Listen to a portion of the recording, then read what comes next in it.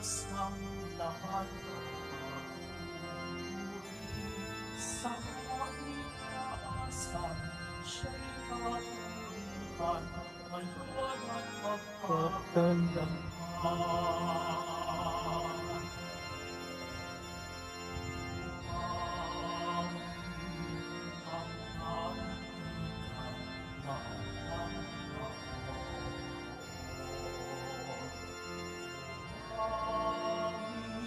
Ang sampahang ng Panginoon.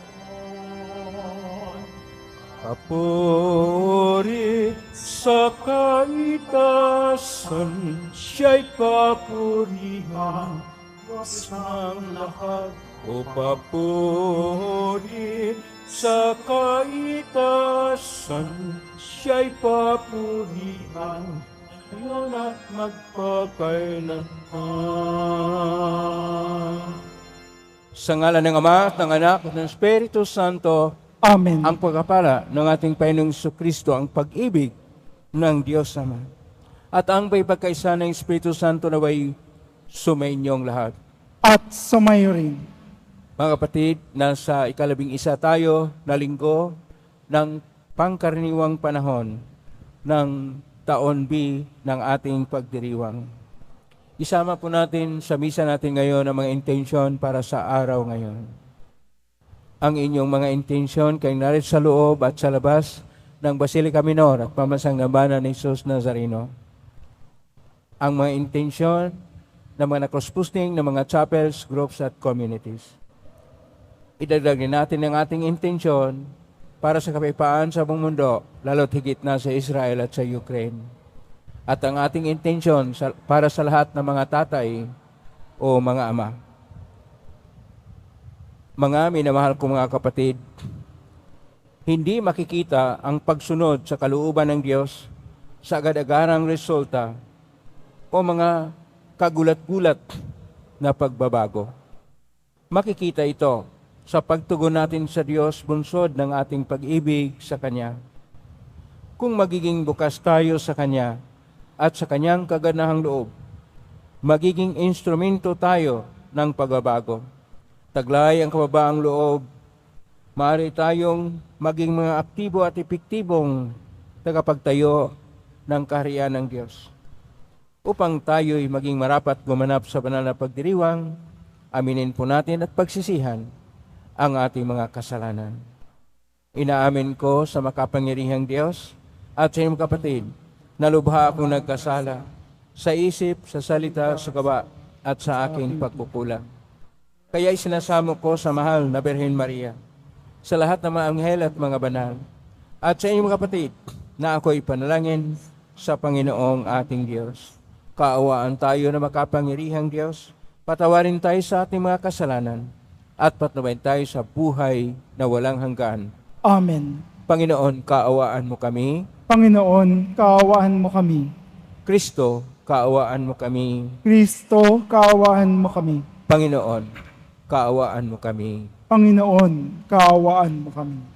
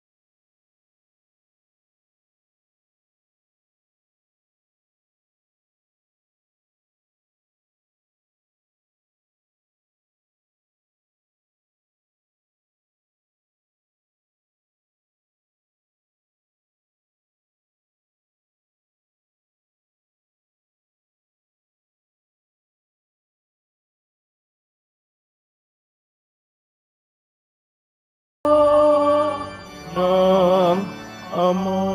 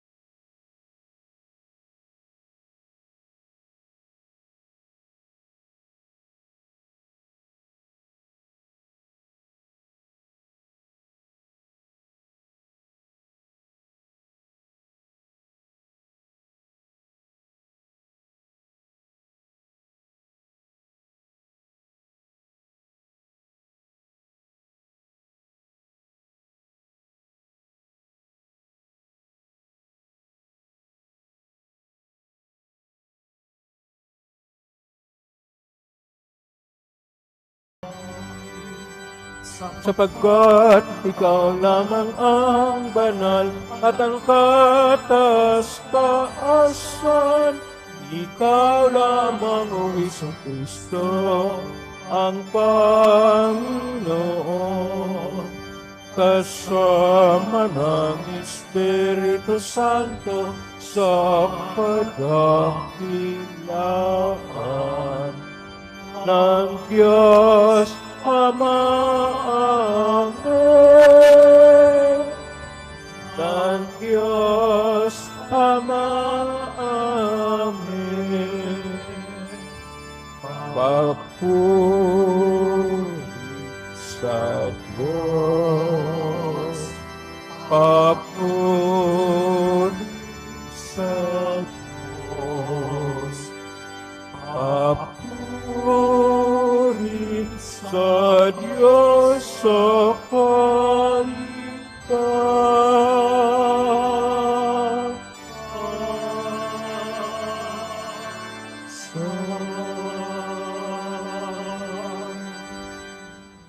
manalangin tayo. Ama naming makapangyarihan, lakas ka na mga walang inasahan kundi ikaw. Ang pagluhog namin ay iyong pagbigyan, sapagkat kami mga tao lamang na pawang may hina kapag iyong iniwanan. Kaya naman kami lagi mong tulungan upang sa pagtupad sa iyong mga kautusan, ikaw ay aming mabigyang kasiyahan sa aming iniisip at ginagawa araw-araw. Sa pangitan ni Kristo, kasama ng Espiritu Santo magpasa walang hanggan. Amen. Magsiupo muna po ang lahat.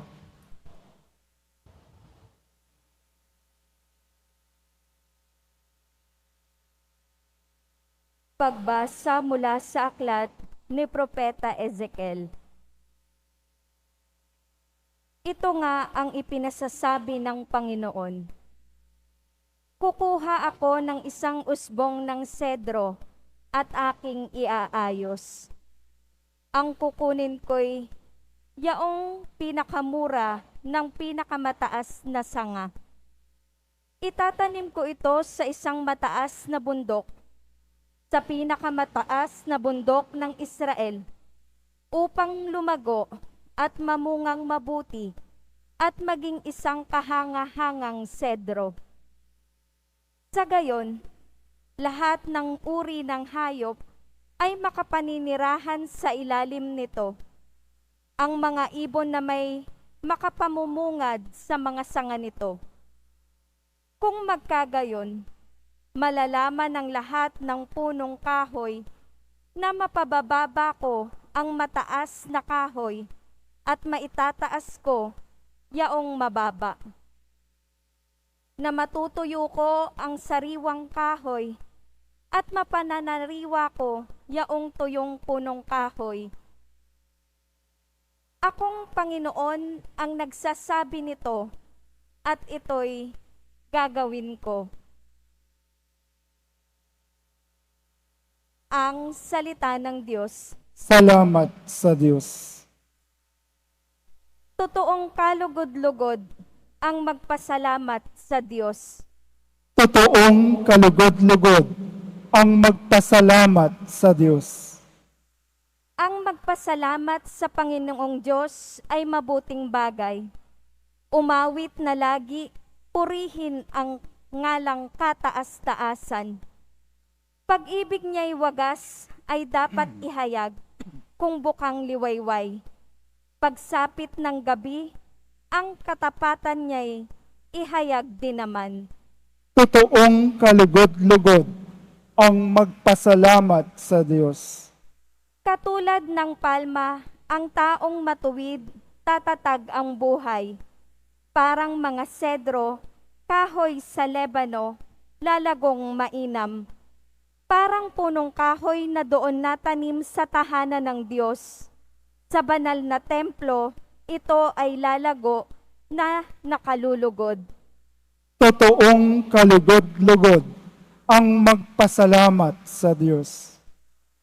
Tuloy ang pagbunga kahit na ang punong ito ay tumanda.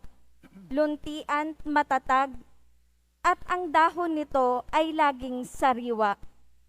Ito'y patotoo na ang Panginooy tunay na matuwid. Siya kong sanggalang, matatag na batong, walang bahid, dungis. Totoong kalugod-lugod ang magpasalamat sa Diyos.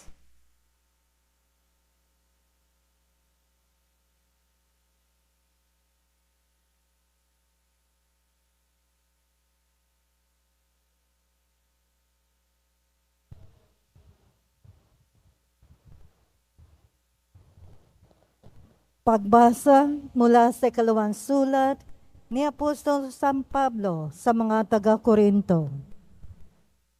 Mga kapatid, laging malakas ang aking loob. Alam ko na habang tayo'y nasa tahanang ito, ang ating katawan, hindi papapa sa atin ang tahanang galing sa Panginoon. Namumuhay ako ayon sa pananalig sa Diyos, hindi sa mga bagay na nakikita. Malakas nga ang loob kong iwan ang katawang ito na aking tinatahanan upang manirahan sa piling ng Panginoon. Kaya naman, ang pinakananais ko ay maging kalugod-lugod sa Kanya, sa tahanang ito, o doon man sa langit, sapagkat bawat isa ay haharap sa hukuman ni Kristo upang tumanggap ng kaukulang ganti sa kanyang ginawa, mabuti man o masama, nang siya'y nabubuhay pa sa daigdig na ito. Ang salita ng Diyos. Salamat sa Diyos. Tumayo na po ang lahat.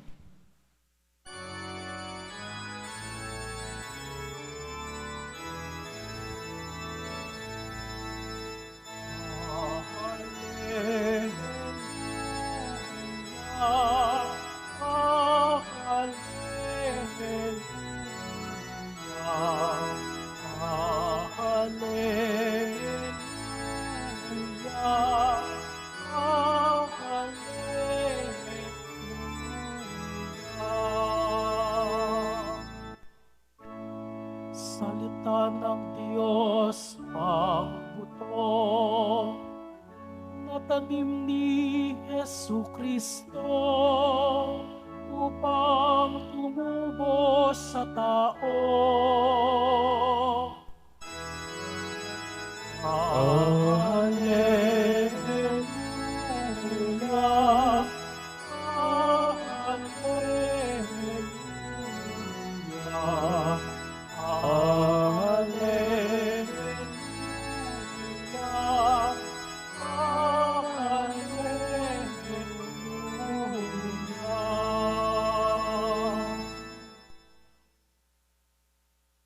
Sumainyo ang Panginoon.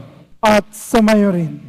Ang mabuting balita ng Panginoon ayon kay San Marcos. Papuri sa iyo, Panginoon. Noong panahon yon, sinabi ni Jesus sa mga tao, ang paghahari ng Diyos ay matulad sa isang naghasik ng binhi sa kanyang bukid. Pagkatapos nyon, magpapatuloy siya sa kanyang pang-araw-araw na gawain.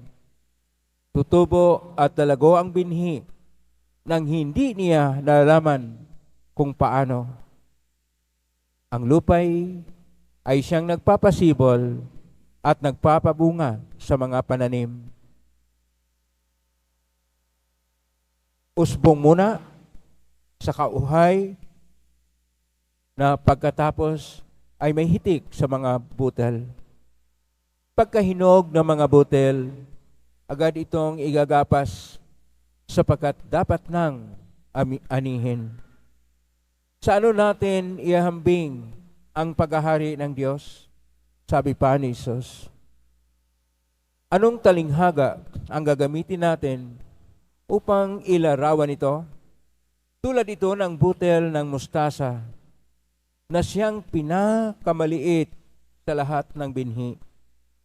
Kapag natanim na at lumago, ito'y nagiging pinakamalaki sa lahat ng puno ng gulay. Nagkakasanga ito ng malalabay. Anupat ang mga ibon ay nakapamugad sa mga sanga nito. Ang salita'y ipinangaral ni Jesus sa kanila sa pamamagitan ng maraming talinghagang tulad nito ayon sa makakaya ng kanilang pang-unawa. Hindi siya mangaral sa kanila nang hindi gumagamit ng talinghaga. Ngunit ipinaliwanag niya ng salirinan sa kanyang mga alagad ang lahat ng bagay. Ang mabuting balita ng Panginoon. Pinupuri ka namin, Panginoong Hesukristo. Magsiupo muna po ang lahat. Isang mapagpalang araw po sa inyo lahat. Purihin po natin ang ating pong Hesus Nazareno.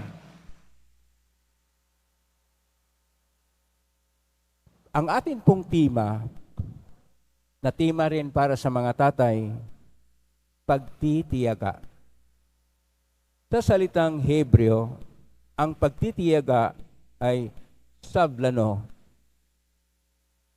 Sa salitang koinoko na Griego, sapagkat ang ating pangalawa at ang ating ebanghelyo na pagbasa ay sa koinoko na Griego, ang pagtitiyaga ay ipomoni, na nasali naman ito sa lahat ng Latin na pasensya. Sa atin ay pagtitiyaga. Dahil sa pagtitiyaga, sinasabi ni Propeta Ezekiel sa ating unang pagbasa, Kapitulo 17, verso 22 hanggang 24, na yung pinakaaba at maliit na mga tanim ay pagyabungin ng Panginoon at ito'y itanim niya sa itaas.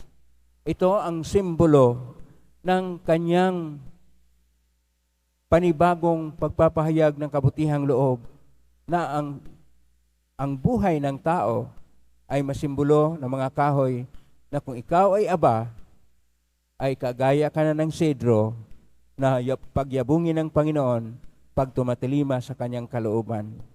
Sapagkat ayon pa sa Salmo 91, pangalawang bersikulo ay sinasabi na totoong kalugod-lugod ang Diyos, kaya magpasalamat tayo sa Kanya.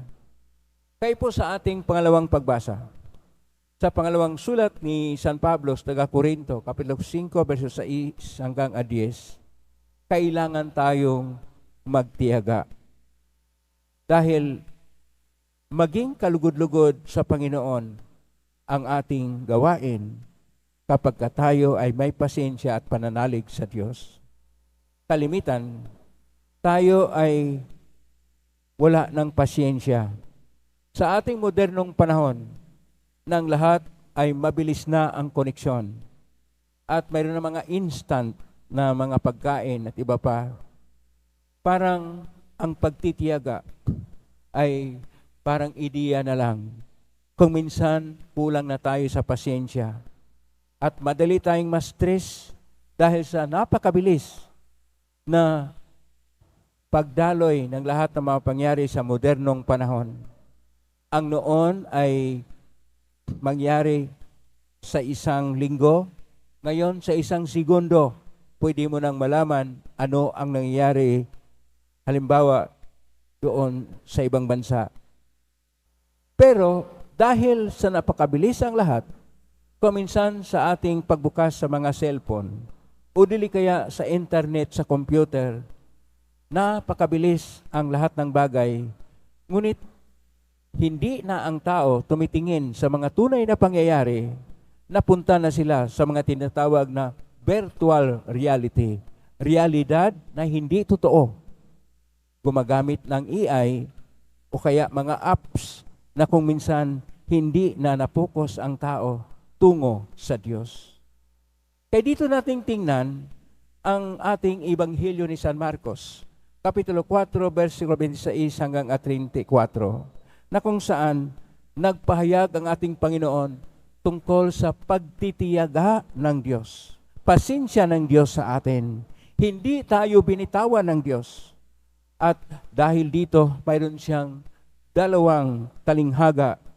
Ang unang talinghaga ay tungkol sa nagtanim, naghasik ng binhi. Ang pangalawa ay tungkol sa pinakamaliit na binhi ng mustasa. Dahil ang paghahari ng Diyos ay paghahari sa loob ng mga puso natin, kinakailangan na ating ipahayag sa pamagitan ng isang kwento na ihambing natin halimbawa ang paghahari ng Diyos sa naghasik ng binhi, na kung saan ang isang magsasaka, kapag ito'y magtanim, hindi niya alam kung paano tumubo at lumaki at nagbunga. Basta't alam niya, sa isang panahon, ito'y anihin na niya. At ganun din ang paghahari ng Diyos. Sa paghahari ng Diyos, ito ay tumimo sa bawat puso ng tao. Hindi natin alam sino yung mga anihin para sa kaharian ng Diyos at sino yung itapon sa impyerno. At dapat nating tingnan na ang pinakamaliit na bagay ay mayroon palang halaga. Ipinapahayag sa pangalawang kwento ng ating Panginoon, versikulo 30 at sumusunod, Kapitulo 4, Ebanghelyo ni San Marcos, ang tungkol sa butil ng mustasa. Pinakamaliit. Ganon din ang paghahari ng Diyos. Magsimula sa maliit. Kuminsan hindi ito napapansin, ngunit ito'y lumago. At ang paglago nito, kailangang kilanlin sa lahat ng tao na ang paghahari ng Diyos ay hindi paghahari ng tao, hindi sa pagtupad ng kanyang mga kinamalingan sa buhay, hindi ang kanyang mga ninanais sa buhay, bagkos ang paghahari ng Diyos ay una sa lahat ang paghahari ng kultura o sining ng pag-ibig na nababatay sa Diyos.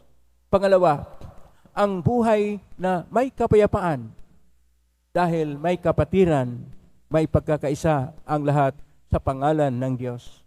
At pangatlo, ang kabutihang loob ng bawat isa sapagkat may kabutihang loob ang Diyos na napapahayag sa paggawa ng mga mabuti, mga taong may kabutihang loob at gumagawa ng mabuti sa kapwa. At ito yung pagpapahayag na ang Diyos ay naghahari sapagkat kahit papaano ang tao, kahit makasalanan at marupok, ay nagiging matatag at naging imahin din ng Diyos sapagkat marunong makitungo sa kapwa, marunong tumulong sa kapwa, marunong makinig sa kapwa-tao, marunong makikisama at makilakbay sa kanyang kapwa-tao, marunong makiramay sa lahat ng panahon, lalo na sa panahon ng pinagdaan ng napakalalim sa isang tao. Kaya ang lahat ng ito ay ang pag-unawa na ang Diyos ay nariyan na. Ang paghahari niya ay nariyan na rin, ngunit hindi napansin. Sapagkat ang pinapansin ng tao ay ang kanyang sarili at ang kanyang mga sariling hangarin. Ang kanyang pinapansin ay ang mga moderno na mga gadgets o dili kaya ang pera o anumang mga kayamanan sa mundo, anumang mga kapangyarihan sa mundo. Nakalimutan na niya. Ang lahat dapat ay para sa Diyos. Ang dapat nating sentro sa buhay na magbigay saysay ay ang Diyos. Pakisabi sa katabi mo, para ka sa Diyos. O parang ayaw ninyo. Ulitin, para ka sa Diyos. Ibig sabihin, hindi tayo para sa mundo.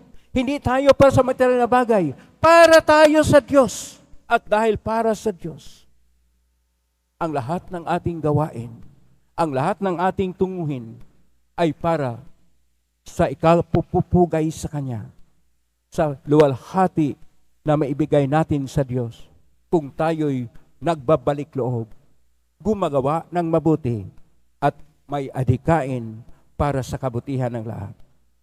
Ang Diyos ay naghahari, hindi mapapansin, ngunit nariyan lang siya.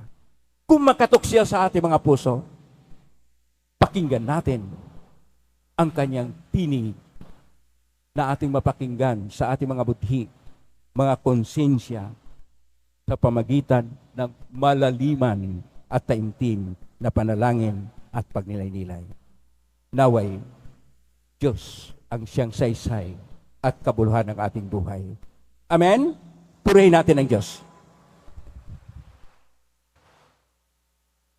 Tumayo na po ang lahat.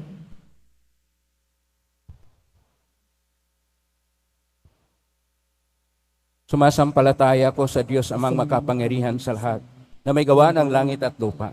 Sumasampalataya ko kay Jesucristo, isang anak ng Diyos, may nating lahat. Nagkatawang tao, siya lalang ng Espiritu Santo, ipinak ni Santa Mariang Berhen, pinagpagkasakit ni Poncio Pilato, ipinako sa krus na matay, inilibing, nanausuran mga yumao. Nang may 3 araw na buhay na maguli, mamakyat sa langit, naluluklok sa kanan ng Diyos amang makapangyarihan sa lahat. Doon mo lang paririto at hukom sa buhay at nga matay na tao. Sumasampalataya naman ako sa Diyos Espiritu Santo, sa banal na simbahang Katolika, sa kasamahan ng mga banal, sa kapatawaran ng mga kasalanan, sa pagkabuhay ng muli ng matay na tao at sa buhay na walang hanggan. Amen. Minamahal ko mga kapatid, isamo natin sa Ama ang patuloy na paglago ng pag-ahari ng Diyos dito sa lupa, ang pag-ahari ng katarungan, kapayapaan, pagkakapatiran at pag-ibig. Idalangin po natin, Panginoon, dinggin mo ang aming panalangin. Panginoon, dinggin mo ang aming panalangin. Patuloy nawang lumago ang simbahan, ang pamayanan ng Diyos, sa pangangaral at pagiging saksi ng pag-ibig ng Diyos sa lahat ng tao. Manalangin tayo. Panginoon, dinggin mo ang aming panalangin. Lagi nawang maging masigasig ang mga pinuno ng simbahan sa kanilang pagsisikap na may tanim ang salita ng Diyos sa puso at isipan ng mga tao. Manalangin tayo. Panginoon, dinggin mo ang aming panalangin. Gamitin nawa ng mga namumuno sa pamahalaan ang kanilang kapangyarihan tungo sa tapat at epektibong paglilingkod sa pamamayan. Manalangin tayo. Panginoon, dinggin mo ang aming panalangin. Gamitin nawa ng mga nagtatrabaho sa media ang kanilang tungkulin sa pagpapahayag ng katotohanan ng walang kinikilingan at para sa kabutihan ng bayan. Manalangin tayo. Panginoon, dinggin mo ang aming panalangin. Madama nawa ng pag-asa ng mga may sakit, mga naghihingalo, mga may hirap at mga biktima ng pang-aabuso sa tulong ng kanilang komunidad at ng mga mahal nila sa buhay. Manalangin tayo. Panginoon, dinggin mo ang aming panalangin. Sa tahimik, idulog natin sa Panginoon ang ating mga sariling kahilingan. Ama namin, dinggin mo ang aming mga kahilingan at gawin mo kaming karapat-dapat sa mga pagpapala mo, lang-alang kay Kristong aming Panginoon. Amen. Magsiupo muna po ang lahat.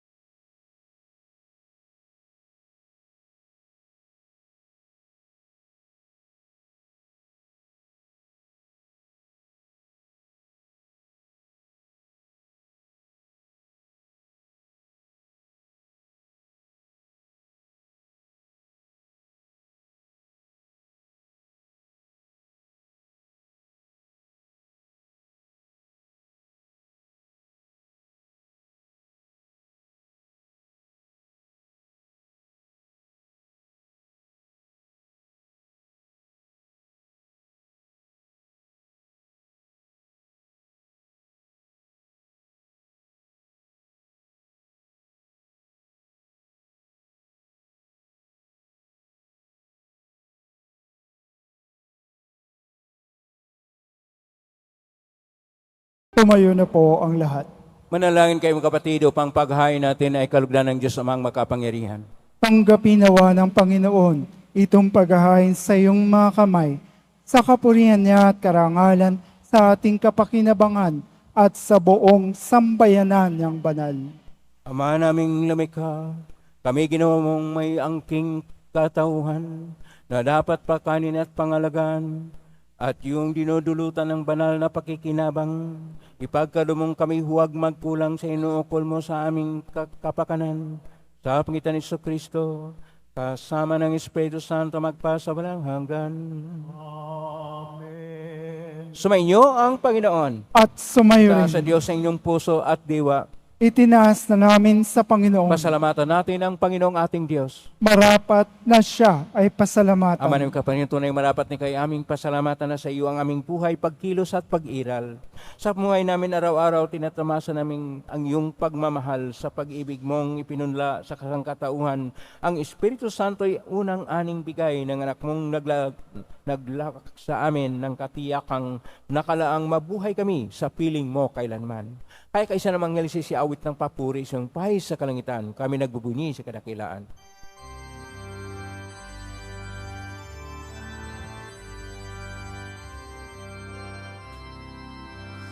Santo, Santo, Santo, Panginoong Diyos ng hukbo, nagpuno ang langit at lupa, ng kadahilaan mo. Hosana sa kaitaasan,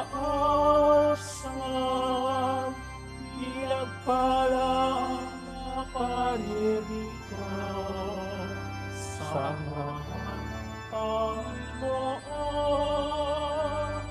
Hosana sa kaitaasan. Lumuhod po ang lahat. Ama naming banal, ikaw ang bukal ng tanang kabanalan, kasmitan ng Espiritu ng banal, makalob na ito pang para sa amin, maging katawan at dugo ng aming Panginoong Kristo. Bago niya pinagtiisang kusang loob na maging handog, hinawakan niya ang tinapay, pinasalamatan kanya, pinaghati-hati niya yon, iniabot sa kanyang malagad at sinabi, tanggapin ninyong lahat ito at kanin. Ito ang aking katawan na ihandog para sa inyo.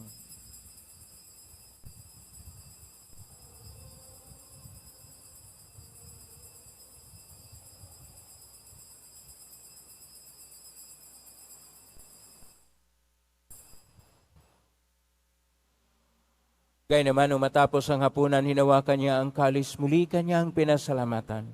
Inabot niya ang kalis sa kanyang malagad at sinabi, tanggapin ninyong lahat ito at inamin. Ito ang kalis ng aking dugo, ng bago at walang tipan. Ang aking dugo na ibubuhos para sa inyo at para sa lahat sa pagpapatawad ng mga kasalanan. Gawin niyo ito sa pag-alala sa akin.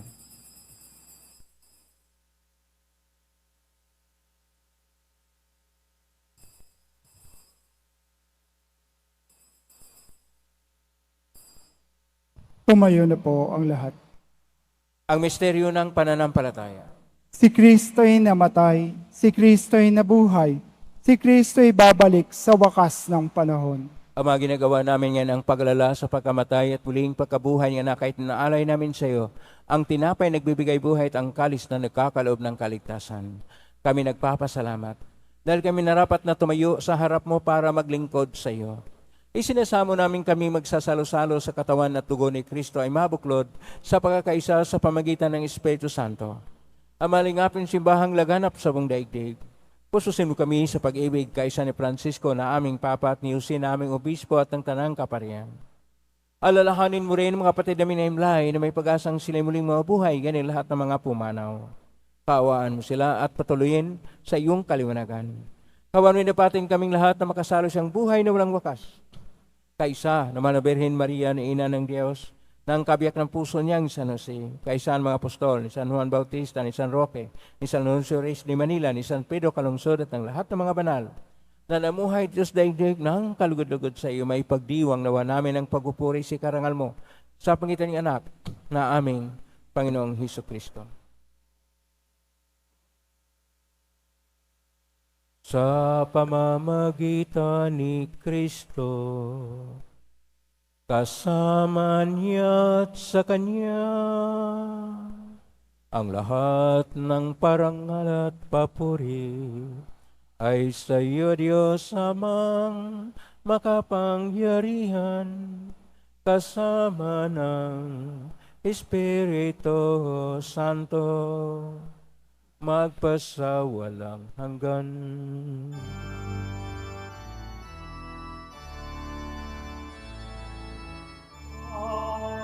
Amen.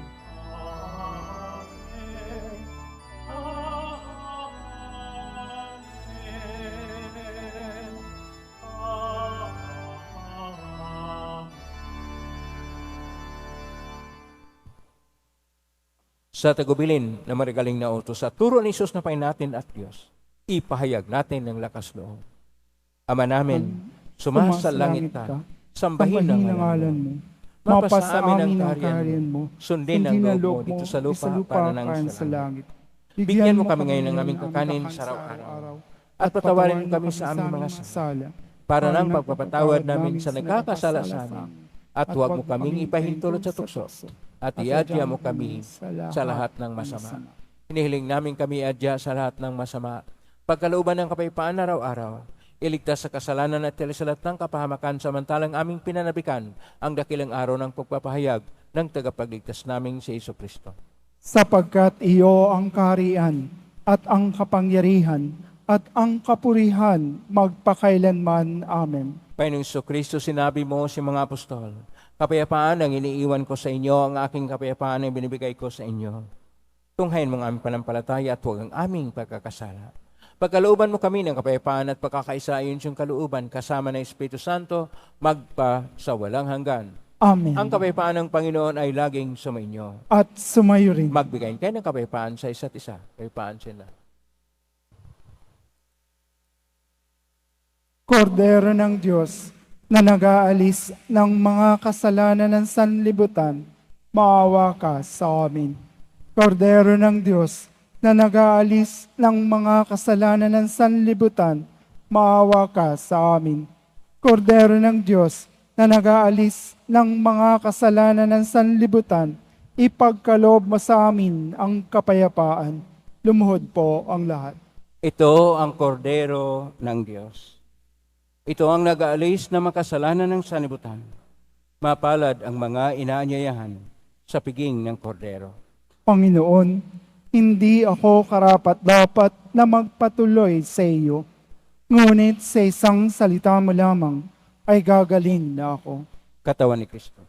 Amen.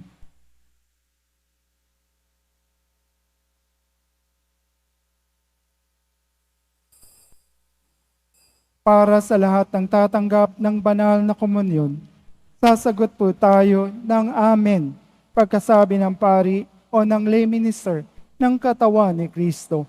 At isubo agad sa bibig bago malis sa harapan ng pari o lay minister. Sumunod po tayo.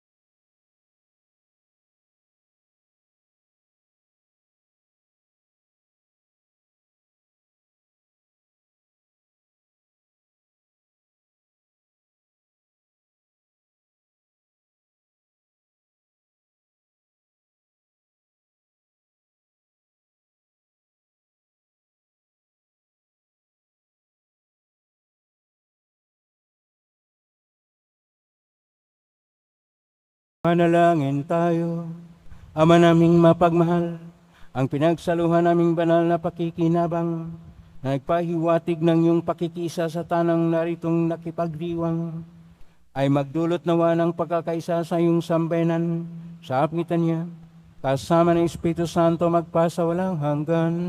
Amen. Panalangin ng pagbabasbas sa araw ng mga ama.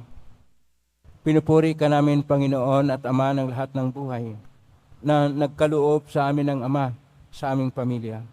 Sa araw na ito, pinarangalan namin sila at nagpapasalamat kami sa iyo para sa mabuting bagay na napasa amin dahil sa Kanya. Ang pagmamahal niya sa amin ay tanda ng banal na pagtuyo at pakibahagi sa iyong banal na pag-ibig. Salamin ng iyong banal na pangangalaga ang patuloy niyang pagmalasakit para sa aming pangangailangan at kapakanan. At pinupuri ka namin, Ama ng mga bansa, sa pagpaparangal namin sa kanila. Pagkalooban mo sila sa araw na ito, na iyong katatagan at banal na kapangyarihan upang patuloy silang maging sagisag mo. Panginoon naming Diyos at malaparing manggulang ng aming pamilya, buong karangalan nawa naming ipagmalaking dalhin ang kanyang pangalan.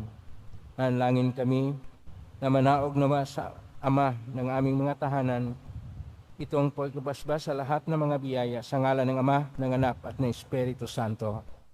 Palakpakan po natin lahat ng mga ama, lahat ng mga tatay. Salamat po sa lahat ng mga dumalaw ngayon sa tahanan ng ating pong Isus Nazareno, kayong narito sa loob at sa labas, at kayong mga naugnay sa iba't ibang social media platform o posting sa iba't ibang paraan, at mga tumutulong sa ating Quiapo Church sa pamakatulong tayo sa kapwa nating ilangan.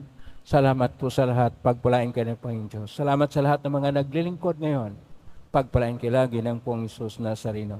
Palakpakan po natin lahat ng naglilingkod, lahat ng narito, lahat ng naugnay sa atin, at lahat ng mutulong sa atin. Naway ang pagpapala ng Diyos ay sumasa inyo, siksik, liglig, at nag-uumapaw. Pagtitiyaga ay una ginawa ng Diyos sa atin upang marunong rin tayong magtitiyaga sa paglago ng kanyang paghahari sa ating mga puso, sa bawat tahanan at kung saan man tayo, upang siya ang tunay na hari at kabuluhan ng buhay. Ngayon po, ang pusbas, mangyari po lamang itaas bagya, mga may bagay na pusbasan. Sumainyo ang Panginoon. At sumayo Mahal na rin. pong Isus Nazareno, inagmos ng cross ang walang malo na pag-ibig ng Diyos ng katauhan. Pakinggan mong kilingan ng kanan, nagsusumamo sa iyo, makamtanawan nila ang katugunan at tanggapin ang kasagutan na may utang na loob na tinatanang. Basbasan di po ninyo ang mga dalaming imahen, dasal at mga bagay-bagay. Basbasan ang may makaramdaman.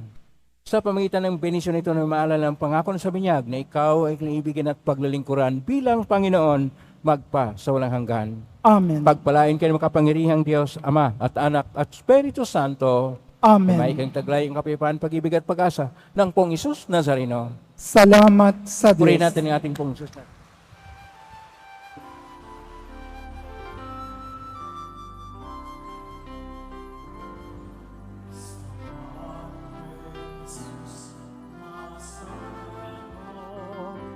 Sinasama ka namin.